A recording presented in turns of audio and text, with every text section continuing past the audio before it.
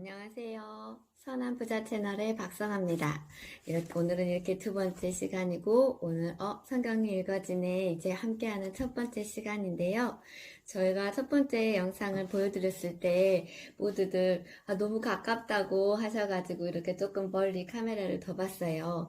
그리고, 그랬더니, 여기 옆에 우리 친구들 그림이 보이네요. 저희 집에 놀러 왔던 저희 삶의교회 삶의 교회 친구 예진이 그림이 여기 보이네요. 그리고 여기 위에 안 보이는데 이렇게 저희 풍선이 있는데 이 풍선은 저희 첫째 딸이 6월이 생일이었는데 생일 때부터 안 떨어져서 계속 붙여져 있던 해피 풍선이고 그 위에 보면 이렇게 종이컵이 달려있죠. 이거는 또 저희 교회 다른 친구가 놀러 와가지고 종이컵으로 제가 뭘 만들고 있었는데 그걸 보면서 옆에서 꼼지락꼼지락 해가지고 여기다 걸어 놓더라고요. 그래서 그 친구가 민율인데, 민율아, 이게 떨어질 때까지, 이모는 그냥 놔둘란다. 그래가지고 아직까지 여전히 있고, 아마 우리 이사 가기 전에까지 있지 않을까 싶어요. 오늘은 이렇게 인사를 시작하네요. 오늘은 저희가 이제 첫 번째, 성경이 읽어지네. 제가 읽고 새롭게 안 것들을 여러분에게 알려드리고 싶어서 제가 조금 머릿속에 담아왔어요. 제가 이 책을 보면서 새롭게 한 것들 중에 하나는 저희가 성경에 나온 이스라엘 민족을 유다 민족이라고 했을 때 유다 민족을 잡아먹은 것은 바벨론을 잡아먹은 것은 바사는 우리가 많이 들어본 페르시아 왕국을 바사라고 한대요. 그런데 이 페르시아를 잡아먹은 왕국이 있는데 그게 바로 헬라라는 말도 들어봤죠. 그런데 그 헬라가 바로 그리스래요. 저는 그렇구나 하고 그걸 알았어요. 그런데 그리스 그 시대에 알렉산더 대왕이 죽고, 알렉산더도 들어봤죠. 알렉산더 대왕이 죽고 그 후로 이제 다른 왕이 됐는데 그 왕의 2세가 어느 날 갑자기 유다 사람을 그 당시에 포로로 잡혀있는 유다 사람들을 와서 너희들 성경을 한번 헬라어로 번역해봐 그랬대요. 그래가지고 그 번역을 해가지고 나온 게 70인경, 원래는 두루마리로 이렇게 하나하나 있던 것들을 헬라어로 번역해서 나온 것이 70인경이라고 해요. 그리고 이거를 예수님이 태어나신 후 AD 그러니까 90년경에 이거를 구약 성경으로 딱 지정을 했다 하고 AD 90년경에 그러니까 예수님이 태어나신 후 90년경에는 이미 신약의 서신서가 어느 정도 이렇게 다 완성이 되고 그 다음에 복음서가 완성이 되던 시절이라고 해요. 예수님이 태어나신 후 얼마 안 돼서 이게 써졌구나 하는 거를 알게 됐어요. 그리고 AD 그러니까 예수님이 태어나신 후 397년에 제 저거는 397년에 정식 우리 27권의 신약서도 그때 이제 정식으로 성경으로 발표를 했다고 해요. 그래서 이렇게 했다는 것도 이 책을 통해서 새롭게 알게 됐어요. 그리고 또 이 책에 저 이야기하는 건 지금 어떻게 보면 한 번 통독을 목표로 하고 있는 책인 것 같아요. 그런데 이제 저 같은 경우는 지금 생각 같아서는 필사를 해보고 싶다는 마음을 갖고 있거든요. 근데 이게 먼저 이 필사를 할 때, 여기서 말하는 순서대로 해보고 싶다는 생각이 드는데, 이 책에서 말하고 있는 거는, 우리 성경이 지금 현재 구약만 이야기했을 때 성경이 시대순으로 나와 있지 않다는 거예요. 그래서 우리가 많이 헷갈리고 우리가 많이 헤맸던 부분인데 이걸 시대순으로 엮어가지고 읽어보자 이런 주제예요. 현재 성경책이 엮어진 것이, 역사순으로도 일단 있긴 하지만, 역사서가 17권, 그 뒤로 시가서, 그리고 시가서 뒤에 예언서 이렇게 돼 있다고 해요. 그런데 저희가 이 17권의 책을 시대순으로 할 때는 이 속속들이 역사서를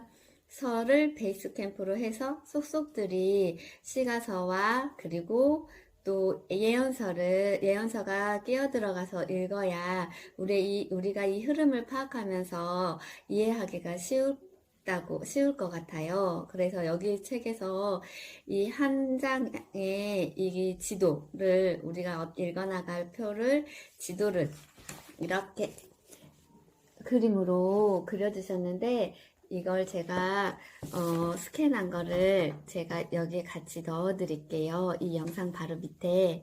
그리고 여기에서 이야기한 것 중에 제가 또 새롭게 한 거는 역사서가 17권이라고 하지만 이 중에 시간의 흐름을 담지 않은 것들이 있대요. 그게 바로 레위기, 신명기, 룻기, 그리고 에스더인데 그 레위기는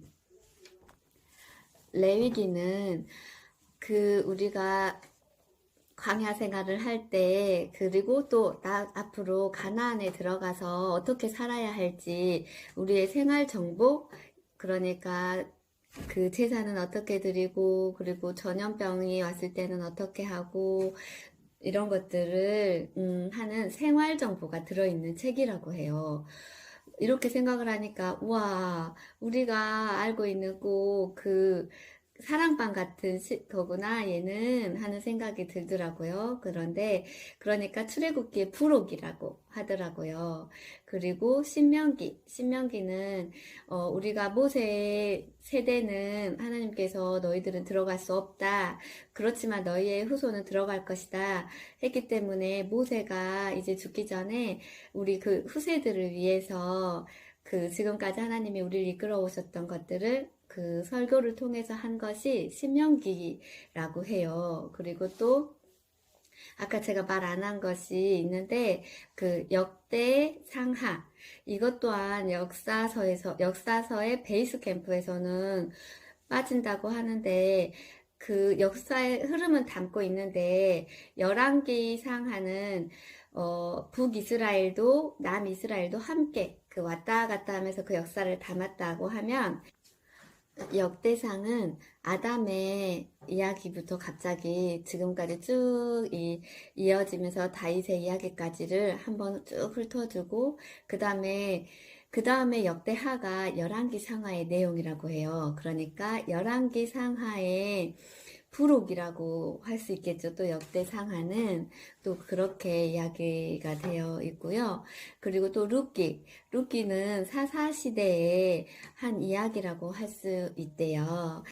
룻이 다윗의 증조할머니라고 그렇기 때문에 다윗의 족보를 이야기하기 전에 룻기 이야기가 나온 것 같아요. 그렇게 해서 이렇게 쭉 신약으로 이어질 수 있게 그렇게 됐고, 그리고 에스더도 역사서긴 하지만 그게 그 베이스 캠프로 하기에는 부족한 점이 있대요. 그거는 에스라의 그 시대의 이 에스더의 이야기가 이렇게 포로기 이때라고 해요.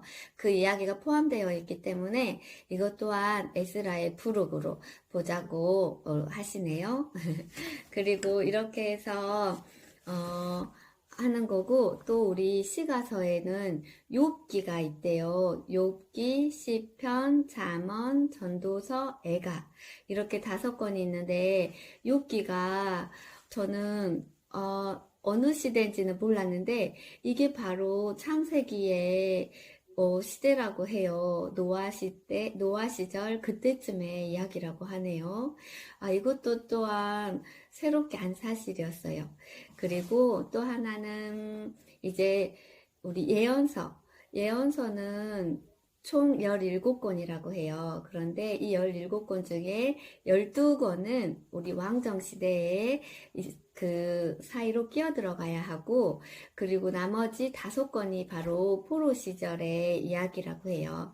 그런데 그 중에서도 또 시대순으로 엮어진 게 아니고 분량이 많은 것이 앞에 있었기 때문에 예를 들어 현재 S 게리 다니엘보다 앞에 있대요. 그런데 이 분량이 많아서 그렇지 시대순으로 하자고 하면 다니엘이 먼저 앞에 있대요. 다니엘이 포로로 잡혀서 있을 때에 바로 에스겔도 나중에 포로로 잡혀왔다고 해요. 이것도 새롭게 안 사실이에요. 오늘은 여기까지 함께 이야기해 봤고요. 제가 이거를 올려드릴게요. 이 표를 보시고 여러분이 또 한번 또 앞으로 우리가 이 책을 다 읽고 나서 통독을 할지 아니면 필사를 할지 한번 우리 한 분 한 분 생각해 보시고 그 사이에 이렇게 지도가 있어야 우리가 또 길을 잘 찾아갈 수 있잖아요. 그래서 이걸 한번 갖고 계시면 나중에 도움이 되실 것 같아요. 오늘은 여기까지였어요. 부족하지만 진짜로 너무 하는 게 없어가지고 너무 삐삐하지만 그래도 하나하나 알아가고 있으니까 여러분이랑 함께 알아가고 또 여러분들이 좀 도움을 주고 싶고 더 여러분들이 이걸 들으면서 또 생각나는 것들이 있다 하면은 댓글에 남겨주시면 다음번 할 때도 제가 이렇게 언급하면서 함께 또 가지고 있는 걸 나눴으면 좋겠어요. 오늘은 여기까지였습니다. 다음 시간에 세 번째 시간에 또 만나요. 안녕.